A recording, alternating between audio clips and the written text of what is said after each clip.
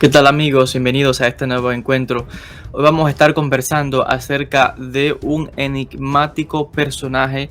Estamos haciendo referencia a la figura de Dhul-Qarnayn. ¿Quién fue Dhul-Qarnayn? Y este vídeo es una continuación de otro que ya hicimos donde explicamos o hablamos sobre la creencia de Gog y Magog, Yajuj y Majuj según el Islam. Y ahí hablamos, se hace mención de Dhul-Qarnayn. Por tanto, en este vídeo, que es una continuación de ese, vamos a explicar quién es este personaje, por qué es importante, dónde se menciona, históricamente, cuál es el entendimiento y claro también la creencia del musulmán al respecto. En cuanto a la figura de Dhul-Qarnayn, fíjense que se menciona en una sura del Corán, que es la sura número 18, Sura al-Kahf, que es la Sura al-Kahf, que es la sura número 18, que se conoce como la sura de la caverna. Y esta sura nos habla, y de hecho vamos a ir citando, de este personaje que es todo un misterio y su conexión con Gog y Magog. Porque nos habla de cómo se construye una muralla, un muro bien alto, para detener el avance de Gog y Magog. Y el que es responsable de la construcción de ese muro es Dhul-Qarnayn. Dhul-Qarnayn es un nombre, no es un nombre meramente, es una, digamos que una frase, una definición que lo que significa es el de los dos cuernos. Literalmente el de los dos cuernos. Y sin más dilación, vamos a citar el fragmento de la sura del Corán, la sura número 18. Aquí tengo este Corán en español. Así que vamos a citar desde el verso 83 hasta el 101 y luego vamos a ir explicando qué es la significancia de esto, la conexión con Gog y Magog, todo lo relacionado. Dice lo siguiente: y te preguntan sobre Dhul-Qarnayn, di, voy a recitaros una mención de él. Verdaderamente le dimos poder en la tierra y de cada cosa le dimos un medio. Dice un comentarista llamado Ibn Abbas que esto lo que significa es que le dieron como conocimiento de cada cosa y para lo que servían, le dieron mucho conocimiento sobre las diferentes cosas en la tierra. Y dice, y siguió uno de ellos. Dice, y así cuando hubo alcanzado el poniente del sol, encontró que éste se ponía en un manantial cenagoso y halló junto a él a una gente. Dijimos, Dhul-Qarnayn, o los castigas o adoptas con ellos una actitud de bien. Dijo, al que sea injusto lo castigaremos y después volverá a su señor que lo castigará con un castigo abominable. Pero quien crea y actúe con rectitud tendrá la recompensa de lo más hermoso y le decretaremos de nuestro mandato lo fácil. Luego siguió un camino hasta que llegó a donde nacía el sol y encontró que salía sobre una gente que no tenía nada que los protegiera de él. Así fue y teníamos un conocimiento preciso de su situación. Luego siguió otro camino. O sea que este Dhul-Qarnayn iba viajando, ¿no? Hacia el oeste, hacia el este y ahora sigue hacia el norte. Miren con quién se encuentra. Esta es la parte importante. Dice, hasta que al alcanzar las barreras de las dos montañas, encontró detrás de ellas a una gente que apenas comprendían una palabra. Dijeron, Dhul-Qarnayn, en verdad, Yajuj y Majuj, Gog y Magog, son corruptores de la tierra. ¿Quieres que te entreguemos un tributo para que hagas entre ellos y nosotros una muralla? Dijo, el poderío que mi señor me ha dado es mejor. Ayudadme con fuerza física y pondré una barrera entre vosotros y ellos. Traedme lingotes de hierro. Y cuando hubo nivelado las dos vertientes de la montaña, dijo, soplad. Y una vez que había hecho fuego, dijo, traedme cobre fundido para verterlo encima. Y no pudieron escalarla ni hacerle ningún socavón. Dijo, esto es una misericordia de mi Señor, pero cuando la promesa de mi Señor llegue, la reducirá a polvo. La promesa de mi Señor es verdadera. Y ese día dejaremos que unos se mezclen con otros se soplará en el cuerno y los reuniremos a todos. Y ese día mostraremos Yahanam, el infierno, el Gehenna, a los injustos sin reserva. Estos cuyos ojos estaban velados en relación a mi recuerdo y no podían prestar atención. Básicamente lo que tenemos aquí, una narración en el Corán que está hablando de este personaje que se conoce como Dhul-Qarnayn. Dice que es un hombre que se le dio un conocimiento especial, una habilidad de parte de Dios, de Allah, del misericordioso.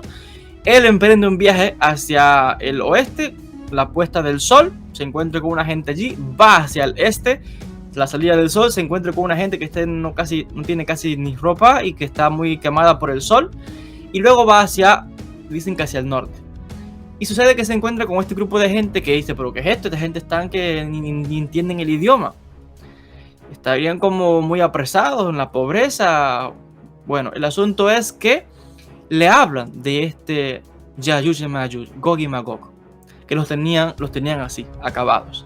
Y por eso le piden ayuda para que construya esta muralla, este muro de hierro que según los diferentes hadices llega hasta el cielo y que es el que detiene a Gog y Magog, que son una coalición de personas, un grupo de gente bárbara y salvaje, para que no hagan daño a las personas.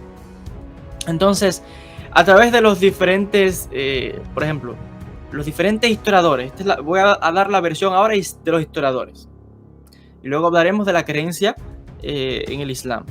Los historiadores dicen, bueno, aquí lo que tenemos es que esto parece ser que cuando se habla de Dhul-Qarnayn se ha identificado con la figura de Iskandar Dhul-Qarnayn, o sea, Alejandro el Grande, Alejandro Magno. Dicen algunos que Dhul-Qarnayn no fue un profeta, sino que fue un hombre piadoso, un guerrero, un conquistador, una gente que expandió mucho, luchó y expandió mucho de su territorio, y de ahí que algunos le dicen Dhul-Qarnayn es Alejandro Magno, porque de hecho Dhul-Qarnayn significa el de los dos cuernos. Y recuerden que Alejandro Magno en el texto bíblico del capítulo 8 de Daniel se le identifica con ese carnero de dos cuernos, ¿verdad? Entonces dicen los comentaristas islámicos, entre otros, que Dhul-Qarnayn es Alejandro Magno, Alejandro el Grande. Otros no están de acuerdo. Por ejemplo, Ibn Kathir, Ibn Taymiyyah y otros dicen que no. Parece ser que en la opinión de otros historiadores, de otros académicos del Islam, identifican a la figura de Dhul-Qarnayn con Ciro el Grande. Entonces, hay aquí análisis, ¿no?, de quién fue este personaje, porque dicen, bueno, Dhul-Qarnayn no puede ser Alejandro Magno, porque se dice que Dhul-Qarnayn vivió 700 años, era un siervo de Dios. Alejandro Magno no, era politeísta, creía en muchos dioses, él mismo se creía que era un dios. Pero tenemos ahora, esta es la concepción islámica. La concepción histórica está diciendo otra cosa. La concepción histórica dice de que estos son leyendas que había en aquella época, por ejemplo, en el siglo IV, en el mundo. Recuerden que todo el Medio Oriente antes era mayoritariamente cristiano. La gente que hoy, por ejemplo, los árabes hoy, todo este Medio Oriente que vemos que es musulmán, en aquella época no, era cristiano, porque era parte del Imperio Romano. Y por tanto, todo esto también había estado presente allí Alejandro el Grande, Alejandro Magno, y circulaba un tetradracma, por ejemplo, una moneda, con la imagen de Alejandro, que tenía dos cuernos.